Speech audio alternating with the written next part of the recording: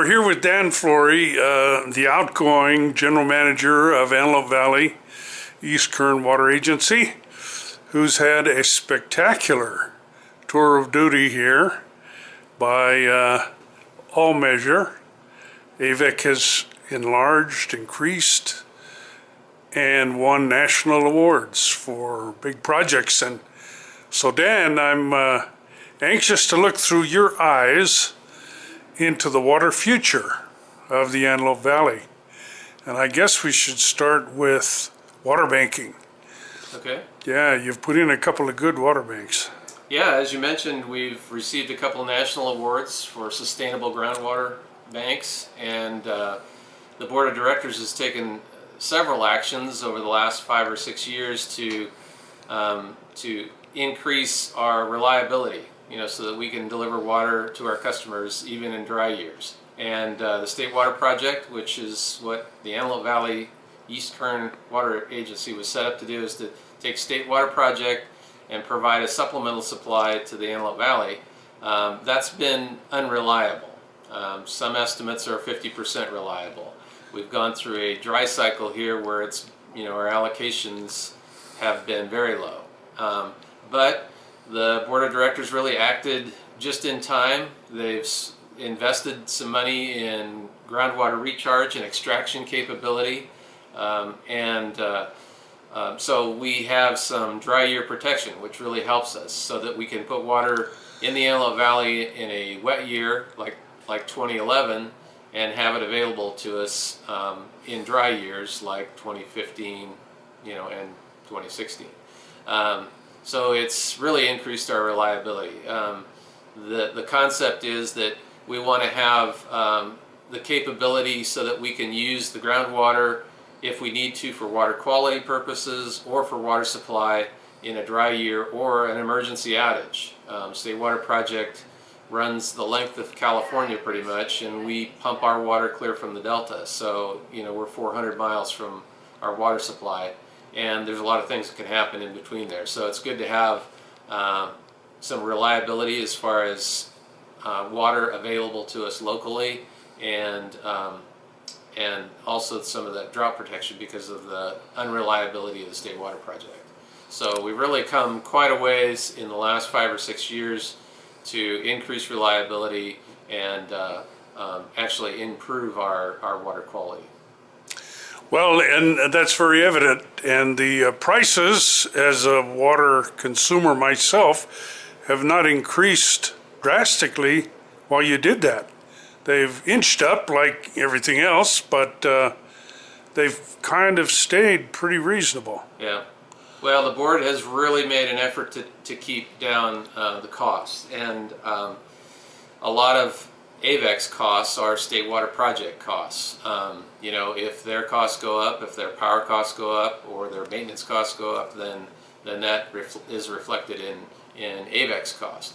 The directors of the Antelope Valley East Kern Water Agency bought some insurance a long time ago. They bought a contractual amount that was pretty healthy, so we had some breathing room. So even with the increase in demands we've had over the years, we still have some extra water. And so that has paid off really well, but it's money that the taxpayers and the ratepayers have paid into, so we want to utilize those as effectively as possible. And recently we've been able to do some exchanges where we will loan water out to get more water back in the future.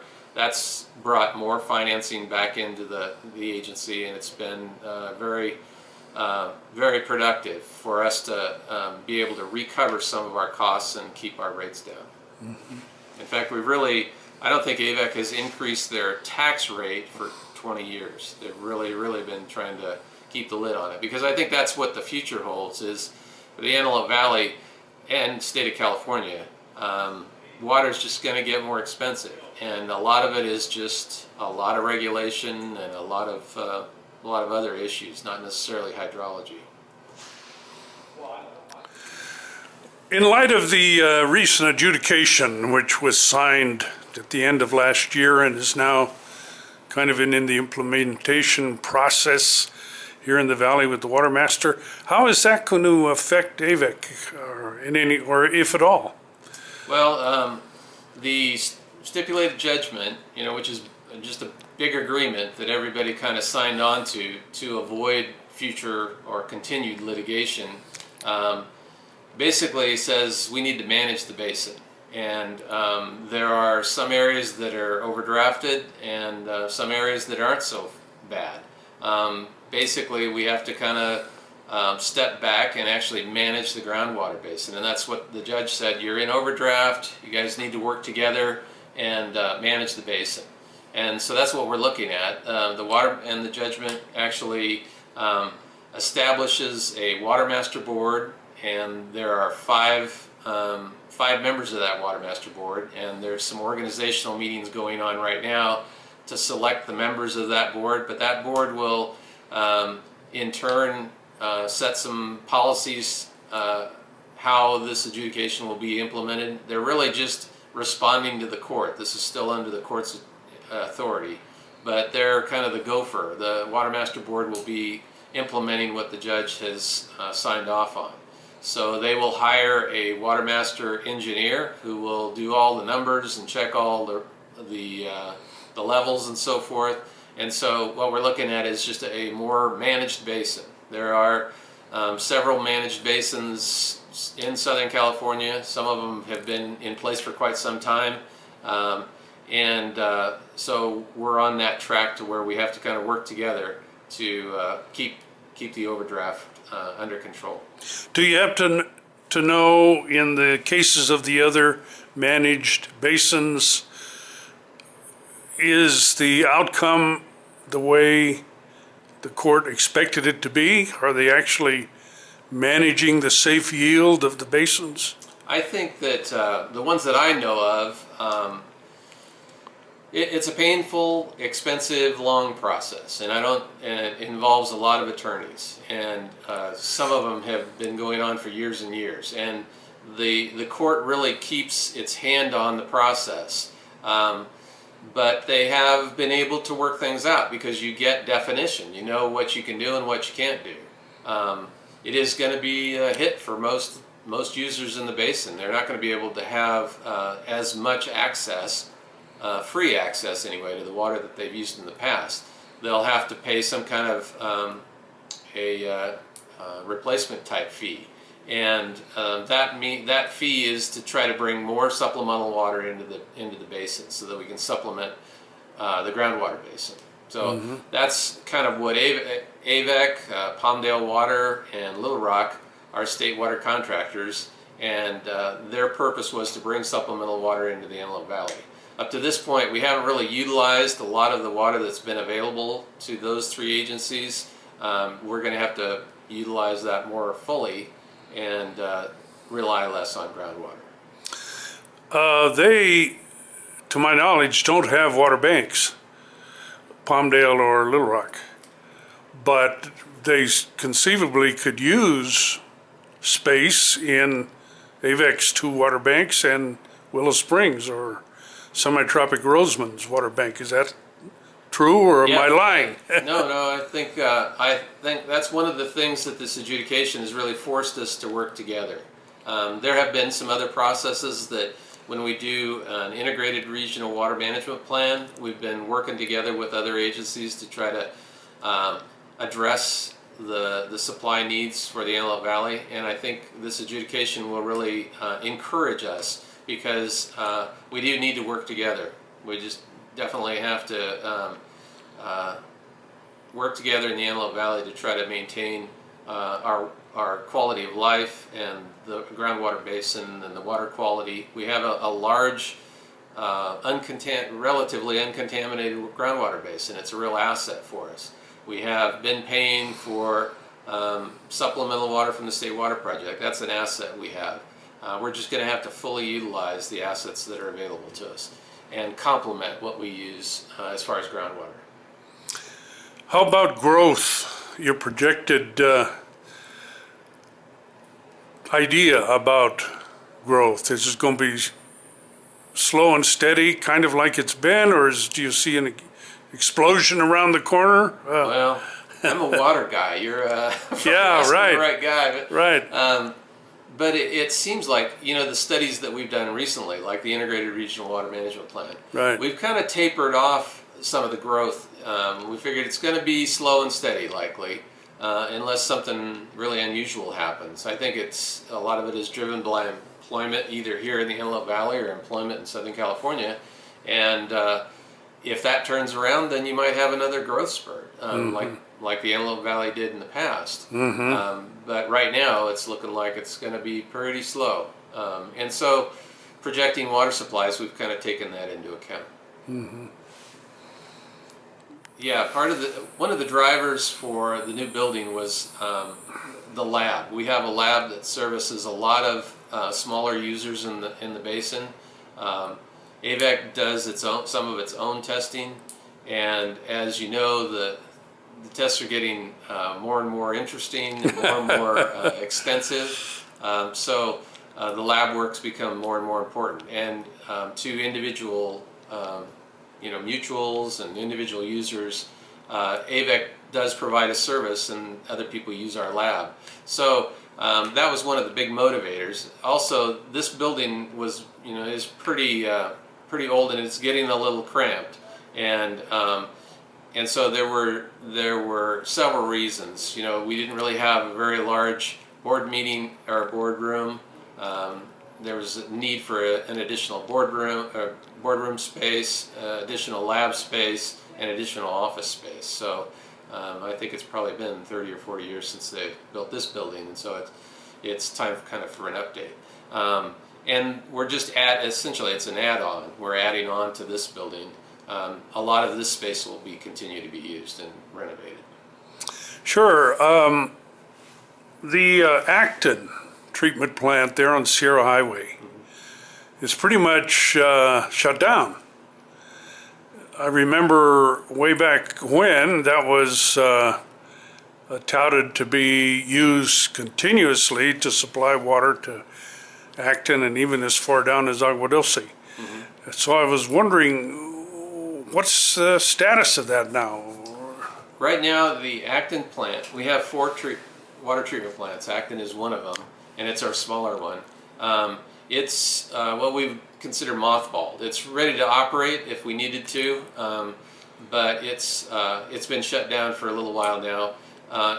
Since I've been here, it had operated mainly in the summertime when the demands were up, and then we closed it down in the wintertime. And it's just more cost effective. Instead of having water dribble through a treatment plant, it's better to just shut it down and then supply the water from somewhere else in our system. So it was driven by demands and water quality concerns. So we were able to actually develop a partnership with Palmdale Water. We were able to exchange water with them. We have an interconnection, and it's actually saving our users some money having the Acton plant kind of on standby rather than actively operated. So if we need to, we can turn the Acton plant back on, but right now it's cost effective to keep it closed down and to do an exchange with Palmdale Water. So it's, again, another partnership where I think if we work together, we can save money and more efficiently use the water available to us. Sure. Horse trading is a term for the Wild West, and I've watched AVEK in all of these things, and it seems like you've been a good horse trader. There's lots of trading and talking and so forth going on now, especially with Metropolitan Water District. You're in discussions with them about trading water, using water, them using facilities here and things like that. Right. And how's that going to help them? Well, the State Water Project has 29 agencies that buy water from the State Water Project, and each one of them have strengths and weaknesses. And in the past, when we had a reliable supply, it wasn't quite as critical. Now we really have to work together and find partnerships where someone can borrow water one year and pay you back the next year. And not every agency has the benefit that the Antelope Valley does of having a relatively uncontaminated groundwater basin for storage. So that's a real asset, and AVEK, for one, has been paying for a a large contractual amount that they haven't fully utilized. So those are assets that we can kind of leverage and loan water out to agencies that may not have water. So when they have a 20% allocation from the State Water Project, they can borrow water and then they can pay us back in a wetter year. And so it works for both agencies. The department really encourages us to use water south of the Delta as efficiently as possible. And so Metropolitan, you can imagine, they have a lot of different demands, a lot of different needs. One of the things they're looking for is just additional storage opportunities south of the Delta, especially on the East Branch, where they can get it over to the eastern part of their service area where they may not be able to get Colorado River water.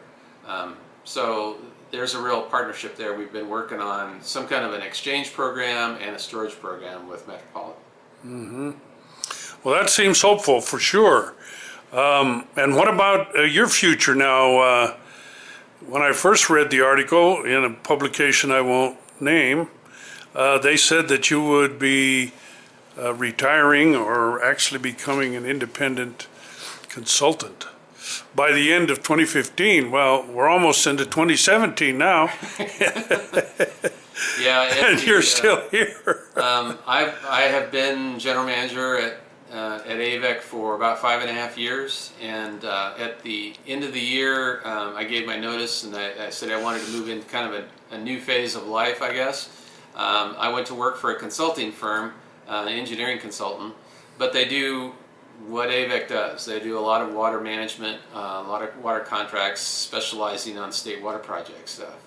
They have 7 offices from Bakersfield to Chico in the valley, and they're very involved in the water business. They do design and construction and also just a lot of planning, water management, and so forth. So I stepped aside from my general manager position at the first of the year and went to work for the consulting firm. But AVEK is in the process of recruiting and hiring a new general manager, and so I'm the interim general manager until we hire a new one. So I'm still here quite a bit, and it looks like in the future, depending on who they select, I will probably have a transition period where I'll still be working for AVEK as a consultant to some extent. Mm-hmm. And you still plan to live here in Antelope Valley, or? I have a house in the Sacramento area, and so AVEK is a state water contractor. So it seems like as general manager, I was in Sacramento quite a bit. So I will be close to Sacramento to be able to cover the AVEK issues in Sacramento. But obviously, I'll still be here in the Antelope Valley quite a bit. But I have actually moved back up to Sacramento. I had lived up there for about 25, 30 years. Mm-hmm. I see. It depends on what kind of soils you have and what kind of conditions you have and how long you've been extracting groundwater, and if you extract groundwater in an unsustainable way. Because you will have subsidence, you'll have the ground actually decline, and that's what's happened in the San Joaquin Basin. Pretty substantial actual sinking, of the ground. And that's been the farmers, basically, which is taking out more water than comes in, and then the soils get collapsed, and even when you put water back in, it recovers a little bit, but once the ground collapses, you can't really get it to come back up. So you lose that storage space, and you do have subsidence. So it's something that water managers are always concerned with, and this is really one of the reasons that the Antelope Valley, got the adjudication going. Is there a subsidence issue, and are we going to squeeze the sponge so hard that it won't recover? So that's why the court stepped in. In the San Joaquin Basin, that's why the legislature and the governor signed the Sustainable Groundwater Management Act. And basically, these overdrafted basins, or basins that are in critical shape, need to come up with a plan on how they're going to sustain their groundwater. So that the state really, a lot of other western states have more control over groundwater. The state of California has never really done that we've had water rights on surface water, but groundwater's been kind of a free-for-all unless there's an adjudication. So this Sustainable Management, the Management Groundwater Act is really, or Sustainable Groundwater Management Act, is really trying to address that issue on some of these other basins that may be in bad shape and being susceptible to subsidence. Yeah, and along those same lines, San Diego has been in the news buying desalinated water in a new plant for buying all the capacity for many years at what seems like an extremely high price, $2,000 an acre foot or something like that. What does that mean? Does that mean all water is going to, over 30 years, be selling at $2,000 an acre foot? Well, I think... or are they helping, but are they just helping fund the plant? It's location, location, location. Some areas, San Diego, the coast, they don't have a lot of options. And when they build a water portfolio, their portfolio may look different than someone inland, like, for example, the Antelope Valley. We have less expensive options, and we're going to utilize those before we kind of get into the expensive ones. But a lot of Orange County and so forth, they're paying a lot for water, and they're really aggressive about reclaiming all their treated water, and they're looking seriously at desalinization as another option to add to the portfolio. Again, an expensive and very energy intensive water source, but when you don't have a lot of options, you kind of have to see what you can do. Some of the directors in the Rosamond Community Services District have casually talked about Santa Barbara's desalinization plant that is sitting idle. They have kind of thought, I guess, that maybe the Antelope Valley or they should try to get some of that, either exchange water or try to get some of that desalinated water. Is that really practical? It's pretty far away. It's going to be hard to pencil out. I think from a water supply standpoint, from a cost standpoint, I think the Antelope Valley has other less expensive options. Our state water project water, even as unreliable as it is, it's not $2,000 an acre foot, and so I think you're going to want to try to efficiently use the available supplies that you have before you have to jump to that, because it's pretty expensive, pretty energy intensive, and I think you probably have some other options before you go to that one. One of our relatives is a senator in Montana. During the summer, I talked to him, and he's very anxious to pipe water down to Oroville from Montana. And I'm sure that if that he got his way, he would commit the state of Montana to build a pipeline. Yeah. But are there other entities interested in bringing water to the Antelope Valley? Seriously? There's been some projects that have been explored, but again, we've got state water project water, and we've had that available, and we haven't been utilizing everything we've had available because it costs $250 just to pump it. So, so again, you just kind of have to look at what your options are and what the expense that's attached to those options. Sure. And those really haven't penciled out a lot of times, because there's probably you can use water more efficiently, you can reclaim treated water, you can bring in more supplemental water from the state water project, a lot less expensive than some of these other projects. Sure. Looking ahead again to your successor, is there any one or two major challenges that he will have to contend with up ahead that we haven't talked about? We've talked about good, stable solid, progressive management, but is there anything in your mind that skeleton in the closet that's waiting to happen? I think what's interesting about the water business is it's different every year. And either the hydrology is different, or the regulations are different, or the water quality is different. And there will be new challenges. And I think the adjudication is going to be a challenge. I think an unreliable state project is going to be a challenge. You've also got an